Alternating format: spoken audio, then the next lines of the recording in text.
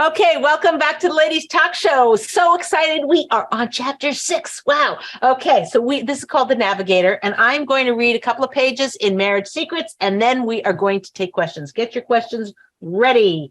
The Navigator. A husband and a wife are with a doctor in the examination room. After the physical exam, the doctor asks the husband to please step out of the waiting room for a few moments so he can talk privately to the wife. The doctor addresses the wife with compassion. Listen, ma'am, I'm sorry to tell you this, but your husband is suffering from a severe stress disorder. It's the worst case I've ever seen. In fact, it's so bad that I don't think he'll make it much more than a year. He has only one hope. If you can give him a stress-free life, he might be able to pull through. So first of all, you need to make sure he wakes up every morning to a steaming hot breakfast. I mean the works: pancakes, eggs, sliced fruit, orange juice, coffee. Do everything with a big smile on your face, and whatever you do, never complain about everything. Remember, no stress.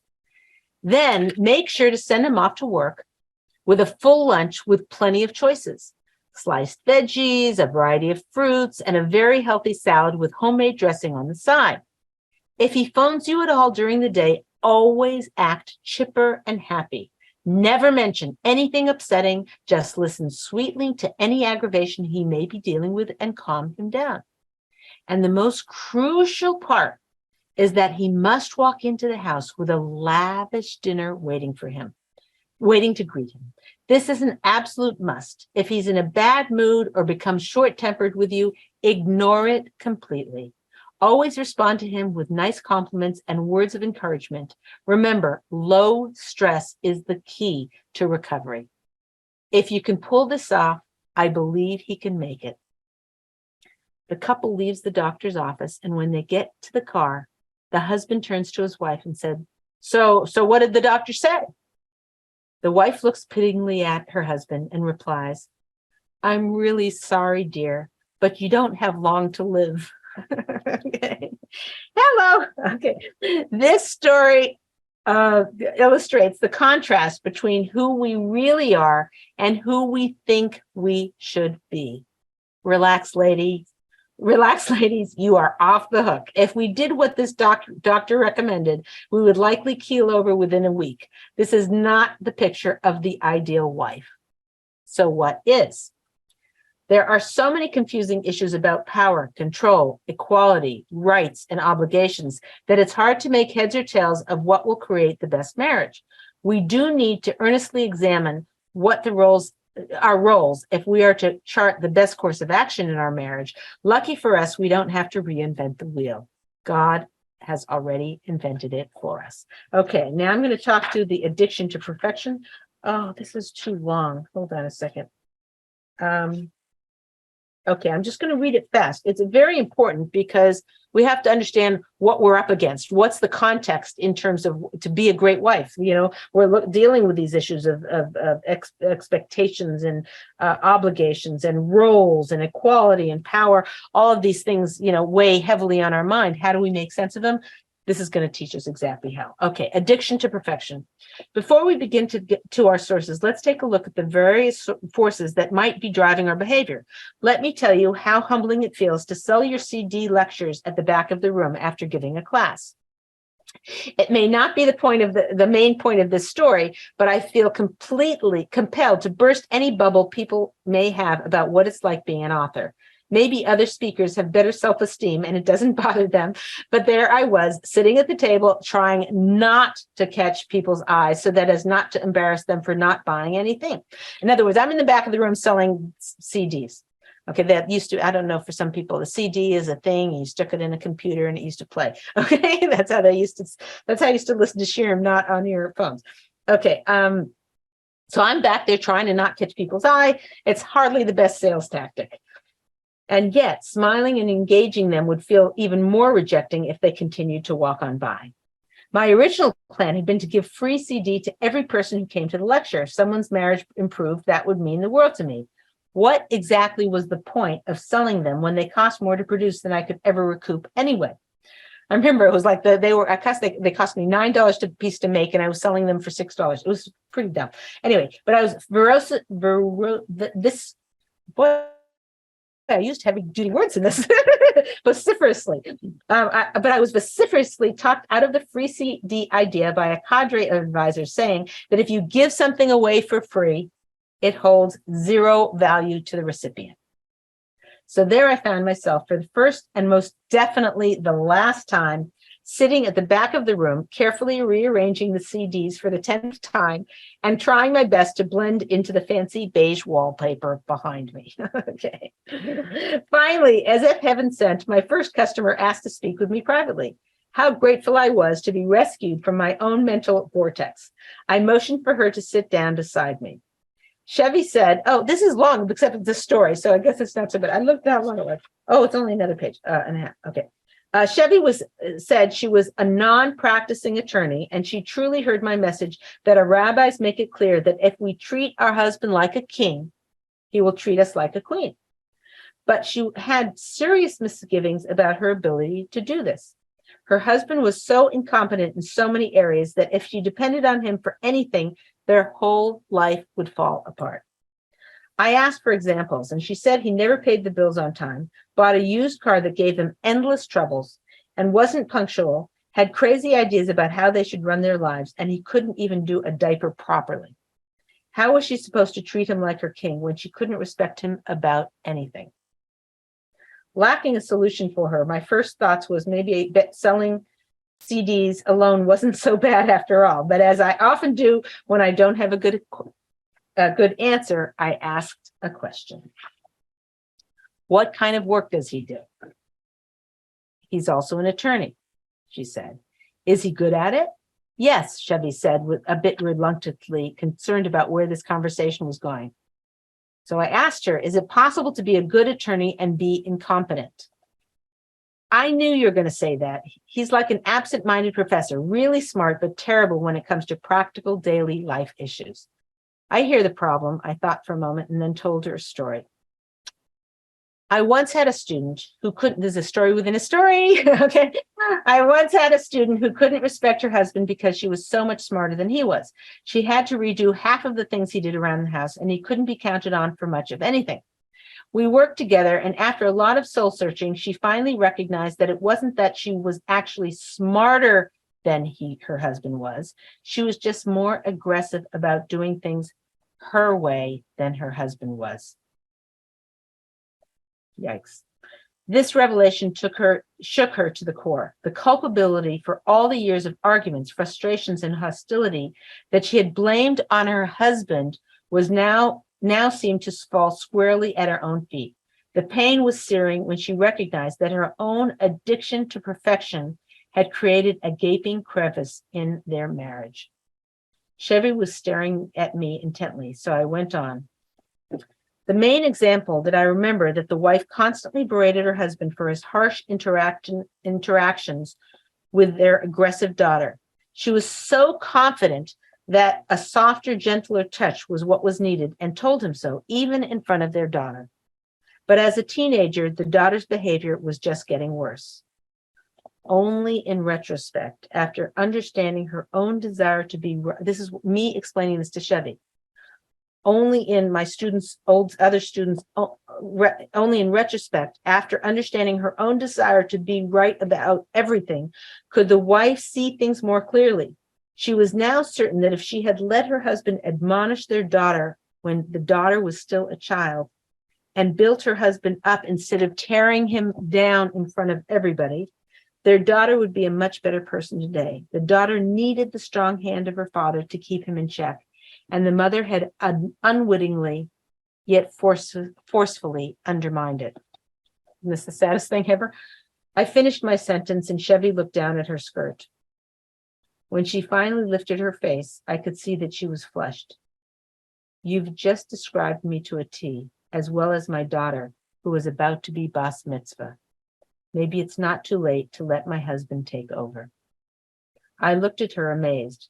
We spoke for quite a while, and Chevy walked away with a new determination to build her husband up, both to save their daughter as well as to quell her own drive for control and power in the marriage. By focusing on building him up, it would help her to get over the heartbreaking habit she had of tearing him down, which was the source of so much anguish and disharmony in their relationship. Okay, we got it. Okay, Faggy, what's our first question of the day? Okay, Elisheva is asking, I'm a certified perfectionist. I try not to expect perfection from others, but even silly imperfections feel almost painful for me. Any practical tips for getting over this? I don't want to damage my relationship. That's very good. There are books on perfectionism that I suggest you read, articles. You try and find a Torah source if you can, but understanding sometimes it's just a habit. Sometimes it's a little bit OCD. Sometimes obsessive compulsive disorder, which is a disorder people have that everything has to be lined up and perfect and whatever. So it could be a mental health issue that needs to be dealt with. Not maybe serious or not serious. I don't know. I'm not a clinician. But there are answers for perfectionists. Somehow understanding the detrimental effect it has in the closeness with you and your husband particularly, and everyone in general, can sometimes help a person snap out of it. But usually it's understanding it from a deep level. Is this something that is just a personality trait? Is it a bad habit? Is it tied together with your whole mental makeup? Because sometimes perfectionists, she's, oh, you shouldn't be such a perfectionist. Well, guess what? Their job is an editor of a newspaper, or or of a magazine or an online blog or whatever. And being a perfectionist is a good thing, So, but there are good sides to it and bad sides to it. And oftentimes, if you throw away, you have to do introspection, which is, from the Musar movement to the most important thing is to do cheshbon nefesh. How does that translate? To examine your to examine yourself, basically, to understand where you're coming from, and if it's causing a lack of closeness in your relationships, your perfectionism needs to be worked on. You need to research different ways to handle it and to deal with it. If your perfectionism is only with your husband, or it's only with your children, or whatever, then you need to look at that. Are your expectations of what your life should look like and what how they should be and how your family should be, are your expectations driving that perfectionism? So doing some introspection will help you both to understand yourself deeper, to see the cost of it more, and more importantly, to be able to see, is this a productive part of my life, or is this causing distance? And only you can answer that. But again, doing some research, doing some homework, talking to somebody, going to a therapist and saying, I'm a perfectionist, and it's like I can't even be in the room with somebody who their hat's a little crooked, like straighten your hat, So maybe you need different modalities. There's different ways, cognitive behavioral therapy. There's different things that people can do to overcome those issues. But again, that's going to be understood by introspection. Okay, Faggy, what's the next question? So the next question I have is from Nahama. How can we relieve the unrealistic pressure of being the perfect wife? I understand how much effect we have on our husbands and on our marriages, but I feel like we are all too hard on ourselves and need more self-love. All my friends feel this way. We talk about it all the time. What's your take on it, Faggy? I don't understand the bottom line question of it. She feels like there's a pressure of being the perfect wife. Like it's too hard on them. And it has an effect on their husbands, because maybe they also can't feel the pressure the wife has towards them. So to the perfect wife, what does that mean? That she cooks a 5-course meal every having a clean house, probably a 3-course meal, or taking care of everything that needs to be bought in the house. Mm-hmm. I assume that's what you mean. I hear it. Yeah, I can totally relate. I'm just trying to think of how to, I guess there are chilled communities and there are not chilled communities, and there's chilled families and not chilled families. So maybe there's a family, it's like, oh, I was so exhausted today. I just had some pasta, I just fed the kids pasta. I couldn't even bother to make sauce. Okay. And with certain siblings or certain families, they'd be like, yeah, oh gosh, I'm glad to hear that, because my kids had Cheerios for dinner, and that becomes okay. And there are other things where someone would never, ever admit that they just served Cheerios for dinner because they were exhausted. So, if we surround ourselves with, perfectionism or high expectations or being the perfect wife, it causes a demand on ourselves. And I think we could all use a little bit more chill. I was once told a woman, and she said every night and after dinner, her husband doesn't do the dishes, and I'm like, and she had a cleaner who came in every day. I'm like, why is your husband doing the dishes after dinner when you have a cleaner coming in the morning? She's like, well, what am I supposed to do? I'm like, soak them in a tub, in a fleishik tub or a milchik tub, and leave them in the morning. She looked at me like I had three heads. So like, what? What are you so? She would never occur to her. So meanwhile, she's killing her shalom bias, killing it, because her husband doesn't want to do the dishes. He pays for the lady who comes every day. They have lots of kids and lots of dishes. And to have her husband spend a half an hour doing the dishes, or actually take that back, 2 hours fighting about it, and then a half an hour of doing the dishes. Now, no, not everybody has that solution, but I'm just telling you that there's something has to cut. You have to cut the slack. And what always, always, always 100% of the time has to take priority is shalom bias. So if shalom bias means your kitchen's messy and the dishes are in the thing, that's what it is. I had a friend who had many, many children. It's a funny story. And her mother-in-law comes, and she had many kids, and they're all, I think the oldest was 8 or 10, and there was like 7 or 8 underneath, so they were all like boom, boom, boom, boom, boom. We all have, please God, have families like that. And her mother-in-law came in, flew in, her flight landed on a Monday, and she gets into the house and she figures she's going to do her daughter-in-law a big favor. And she says, okay, everybody, I'll get bath time, everybody in the bath. And the kids were like, why? Is it Friday? Is it Shabbos? Shabbos is coming? Like, busted, meaning that's when her kids got a bath. Okay, it's Arab Shabbos. So anyone who bathes their kid more than once a week, you can feel good about yourself, because that's how this lady ran her childhood. And I happen to know the family, and they are just delicious, wonderful people, and they are chilled. And it really works for them, and they don't fight over being perfect. They've got other issues, but it's very, very important to if you have a lot of friends who are, you can talk about this, and there's a dialogue going, and you can talk about how you're all trying to be the perfect wife. Maybe instead of saying, oh, I was up all night, I was up till 3 making kugels, and all my kids wore perfect outfits the next day, whatever, and that being bragging rights being about how perfect you are, maybe bragging rights can start being, guess what? When my baby went down for a nap, I napped for 90 minutes this afternoon. You know what I'm saying? Start bragging about your taking care of yourself. Guess what, ladies? You know what? I feel like so relieved. Today, I called my husband in the morning and I said, what do you want for dinner? He told me he wanted chicken. I told him I can't manage to get, if I had chicken, I could defrost, I would do that, but I just can't. And so guess what we had? We had macaroni and cheese, and I told my husband, I need downtime. And he said, go for it. And he's perfectly happy with the macaroni and cheese.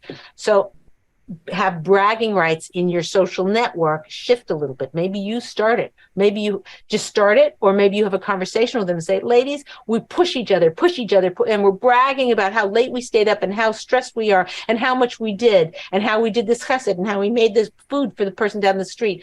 Let's start bragging at least once a day. Let's meet and text each other. Oh, guess what? I left the bathtub filled with dirty bathtub toys and a ring around the whole tub, and I didn't touch it. I'm going to do it Erev Shabbos. It's going to be that way all week, whatever. I don't know, but make that the avoda of your community. Very, very important and good question. Okay, Peggy, good.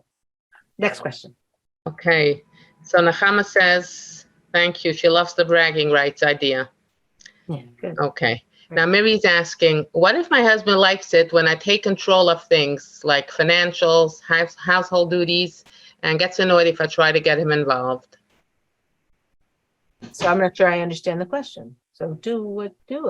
She doesn't like it. She doesn't want it. I don't understand the question. I guess she does want it. She wants him to do it. That's not called taking control. It's like doing duties. Taking control would be her saying, I'm going to do this or whatever. If he wants her to do that, that's not being in control. So someone had mentioned there was a book that talked about a man should always do the finances. I don't know who said it or whatever, but someone was telling me about it, and they said, "What do I think of that? Is that shouldn't the man? Otherwise it feels like the woman's usurping his role." I'm like, she's an accountant. She's not like a bookkeeper of her. The husband should do it, and he's an artist. So I'm not quite sure I follow it. I'm not dissing anybody because I don't even know who it was. But someone said that this was a very, very strong thing. What did I think about it? And my thinking is, I'd have to know exactly what they said because I'm not even sure. Okay, we'll wait for her to. I don't know. I don't know if she was if you can, I don't know who she was quoting, but if she's quoting or if she's quoting accurately, I don't necessarily agree with that. I don't look, if there was a source for it, I would be all with it. There's zero source for it. So I don't think this woman has a problem. If her husband says it's not taking control, if he told her he wants her to do it, it's great. I mean, unless she objects and then they can take turns or they can hire a bookkeeper, I don't know, whatever. But if she, on the pure grounds that she feels like it's taking control, that there's no source for that. Good question. Okay, good. Next one. Okay, so Shavy's asking, there's often a power struggle in our home. Both my husband and I love being right. How can we find a healthy balance of giving up our pride and letting the other be right? Is the responsibility fully on me, or is this a conversation I can bring up with my husband? I understand the importance of being mavater, but I don't want to lose my voice. Brilliant question. Brilliant. This gets to the heart of the power struggle in a marriage and how you can completely turn it upside down. And that is my suggestion. The number one thing, if you can make it work, is to use humor in it. So when, let's say, what's an example of a power being right? So okay, while she's talking, when it comes in, you read. You think the kids should eat more vegetables and the husband thinks it's not important? Okay, fine. Okay, so good. And so the husband's like, oh, come on, they'll get the vegetables when they're adults. Thank you. I couldn't, my brain was, they'll get, when they're an adults, they'll get their vegetables. It's not an issue, and she's like, no, the pediatrician said, try and sneak in a few carrots and, some celery and, put it into macaroni and cheese, shave in the celery on top. They won't notice, or the carrots or whatever, put tomatoes in there.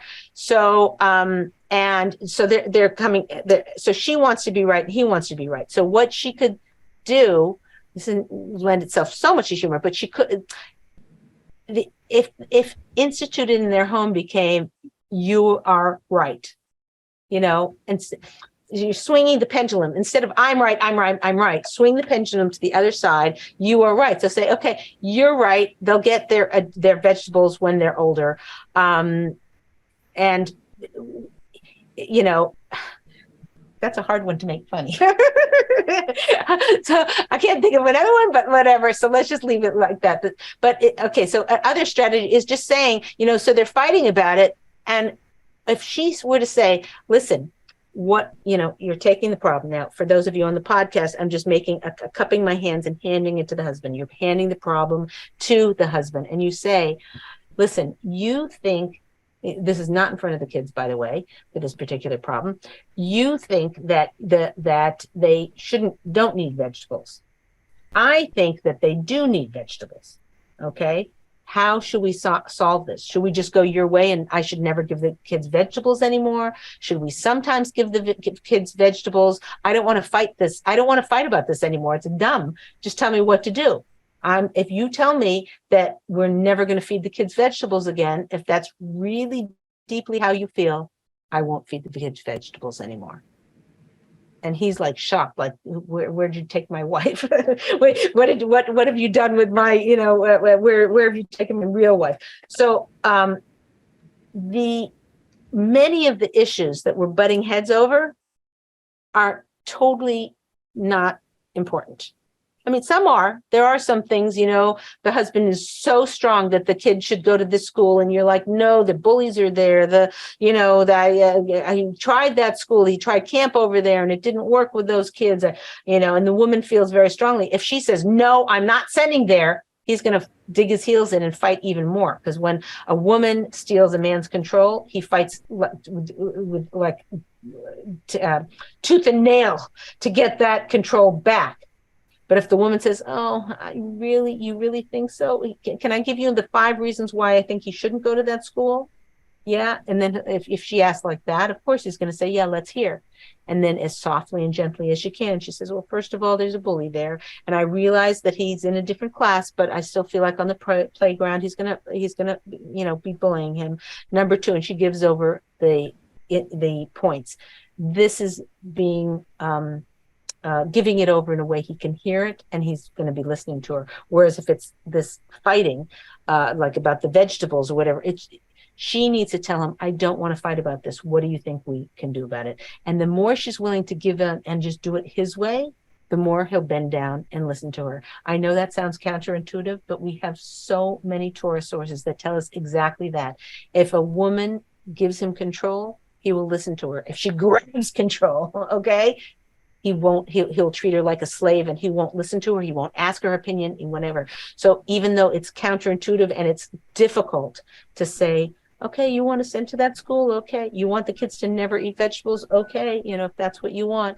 When a woman mavaters like that, maybe a week, he'll say, yep, no vegetables, right? A week later, 2 weeks later, a month later, he'll say, why don't you introduce a little bit of carrot? You know what I'm saying? He'll come around eventually. We know this from our sources. It may not be perfect. You may not be able to witness it, but first of all, it will make you closer in any case, which is with the more shalom bias. If you go for that shalom bias, God can take care of the nutrients the kids need. Okay. He can have the mother-in-law bring a chocolate cake where she stuck carrots in it, whatever. God will make sure that your children are taken care of if you take care of shalom bias. So don't worry so much about the vegetables and don't worry so much about every little fighting thing. If you go for shalom, guaranteed by God himself that he will take care of all of the other details that you're so stuck on and so worried about. And the secret is, if you mavater, if you give in, then eventually it'll be softer. Your husband will listen to you more. So your homework this is your take-home homework. One time this week to mavater, to give it. You're so positive you are right. Okay, you're positive. Mavater, give in and do it his way. This funny thing is, I had a woman who said she bought she brought her husband, she wanted to be the receiver. So she brought her husband to the carpet store and she, was picking out carpets and she had picked between these 3. And he went over here and he said, I like this one. This is best. She's like, it's orange and purple and green and polka dots and oh my, I'm like, and then she wanted to mavater and she got the carpet. And then for the week after, it was laying in the living room. Okay. She was miserable. And then she brought 2 chairs in from the dining room and set them there. They matched the colors perfectly. The whole room came together. She said in a million years, she would never have picked that carpet. But she says now people walk in and she just has this sense of pride because it looks funky and new and cool and whatever. And that was the look she was going for. I knew everybody, maybe people want old fashioned, people have different goals. She wanted hers to look just trendy and whatever.